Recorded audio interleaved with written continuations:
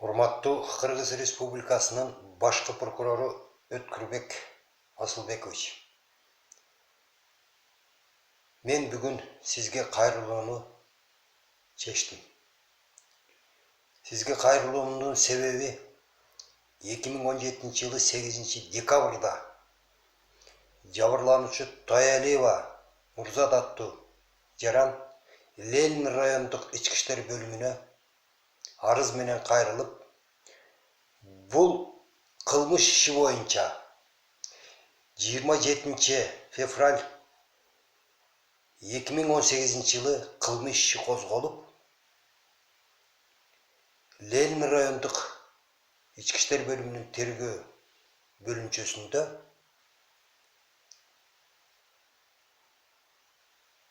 тергөөчү Аникеев тарабынан эч кандай иш жүргүзүлбөстөн бул иште кандайдыр бир себептер менен эч кандай далилдерди аныктабастан, тактабастан туруп, Ленин райондук сотко 2017-жылы жылдын аягы 2018-жылдын март айларында сотко өткөздү. Урматтуу Өткүрбек Асылбекович, Ленин райондук сотунда каралган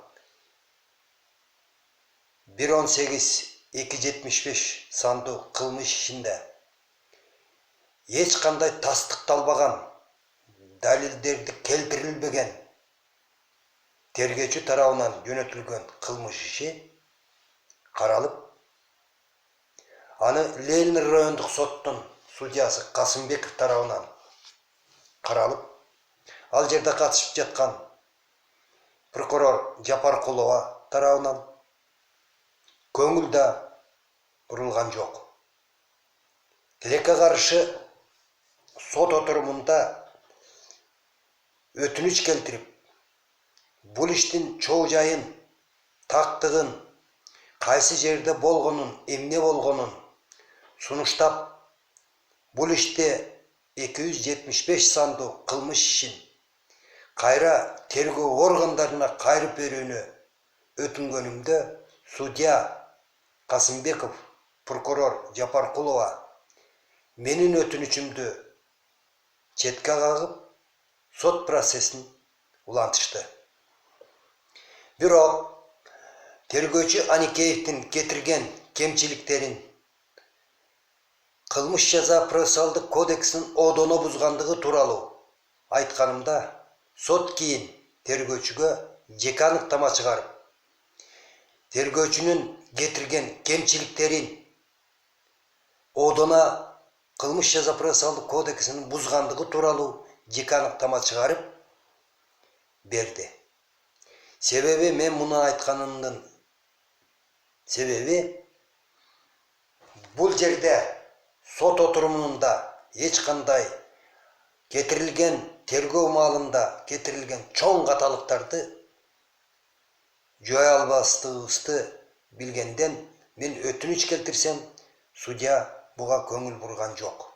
Себеп дегенде, бул жерде жалаң эле соттолуучу Кулчунов Куралбек аттуу жаран, Эшенкулов Канай, Абдыбеков Амантур, Сапаралиев Жеңиш, Нурлан аттуу жаран, ошондой эле кандайдыр бир жагдайлар менен сот отурумунда пайда болгон, соттун кагазында пайда болгон Дүйшөнбиева Гүлнара Базарчиевна, Султанбекова Гүлнара аттуу жарандар күбө катарында өтүшүп, бул кылмыш иштерине тиешеси бар адамдар четке чыга беришкен. Себеби Тоялиева Нурзада аттуу жаран арыз менен кайрылгандан кийин бул жарандарды тергөөчү бири-бири менен беттештирүү протоколдорун түзбөстөн, сурабастан, ошондой эле Тоялиева Нурзаданы экспертизаға жибербестен, анын эч кандай жагдайын билбестен туруп, сот отуруму башталды. Тилекке каршы бул 2017 жылы 8 декабрдан 2018 жылы март, апрель айларына чейин созулган бул кылмыш иште Ленин райондук соттун ошол учурдагы чыгарылган чечимин 2018 жылы 13 августта чыгарган чечимине Бишкек шаардык сотуна апелляциялык тартипте жокко чыгаруу боюнча арыз берилди. Арызды Бишкек шаардык соттун коллегиалдык соту 2018 жылы 20 сентябрда Ленин райондук соттун өкүмүн жокко чыгарып, ал жерде кетирилген кемчиликтерди тастыктап берип турса дагы, кийин ушул катыштыгы бар деген адамдарды кайра бир ирет суралсын, тергөө тастыкталсын деп Бишкек шаардык сотунун судьялары артка жиберди. Тилекке каршы бул ишти жогорку соттон карап, жогорку сотто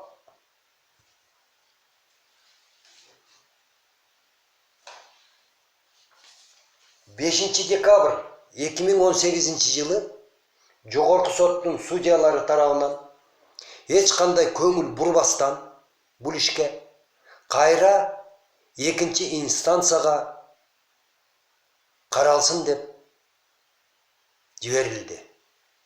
Бул жерде бир түшүнбөстүк жаралды да. Себеби экинчи инстанцияда 2018 жылы 20 сентябрда чыгарылган Бишкек шаардык сотунун судьялары тарабынан так, анык, тергөө малында кетирилген, одоно бузулган, кылмыш жаза кодексинин процессуалдык закондоруна дал келбеген материалдарды карап чыгып изилдеп, жок экенин аныктагандан кийин жогорку сотто буга көңүл урбастан кайра Бишкек шаардык сотуна жиберилди. Ал эми Бишкек шаардык сотунда жиберилген чечим 2019 жылы 7 февралында Бишкек шаардык соту карай баштады. Бишкек шаардык сотунда каралып жатканда дагы бир нече рет өтүнүч келтирилип,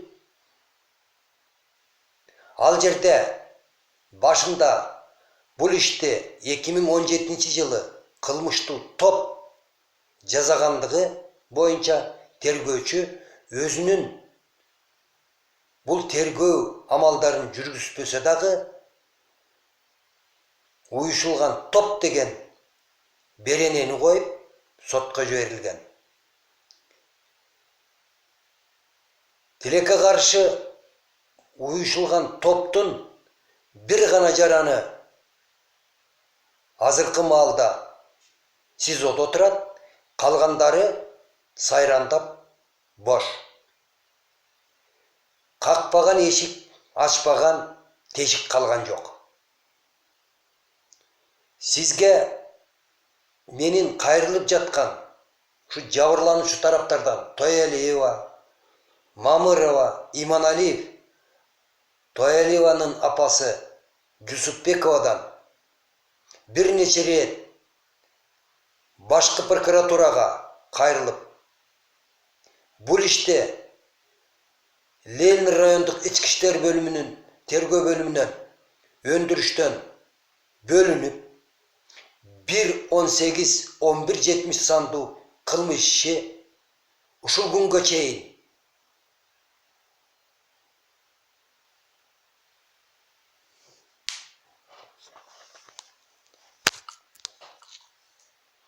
ушул күнгө чейин ар бир эшиктен, ар бир тешиктен чыгып тергелбей жатканы бизди өкүндүрөт. Себеби жабырлануучу тарап кайсыл жерге барбасын баягы эле мамайдын көрү. Шылтоо таппай жатабыз, келбей жатат. Урматтуу Өткүрбек Асылбекович, сизден көптөн көп сураныч. Жакын аралыктарда бизди өзүңүздүн кабыл алууңузга кабыл алып, бул иштин чоо жайын тактап берсеңиз деген бизде өтө сураныч. Азыркы тапта 2017 жылдын 8 декабрында башталган кылмыш иши, андан бөлүнүп алынган 1-18-11-70 сандык кылмыш иши ушул күнгө чейин тергелбестен, такталбастан туруп, ар бир эшикте кала бергени бизди өкүндүрөт. Кече жакында Кыргыз Республикасынын Бишкек шаардык прокуратурасына кайрылып, бул ишти Бишкек шаардык башкы башкармалыгынын тергөөчүсү тарабынан сурак жүргүзүлбөстөн 1-3 адамды сурап, андан кийин токтотуп коюшкан. Бишкек шаардык прокуратурасы тарабынан 14 октябрь 2019 жылы бул ишти тергөөгө кызмат жүргүзүү боюнча чыгарылган тергөөчүнүн токтомун жокко чыгарып, азыркы тапта Бишкек шаардык башкы башкармалыгынын тергөө бөлүмүндө келди. Жабырлануучу тарап Тоялиева, Мамыров, Иманалиева жарандар Бишкек шаардык башкы башкармалыгынын тергөө бөлүмүнө ишенбөөчүлүк көрсөтүп, бул ишти Кыргыз Республикасынын башкы тергөө органдарына жибериңизди суранабыз. Бул биздин акыркы позициябыз.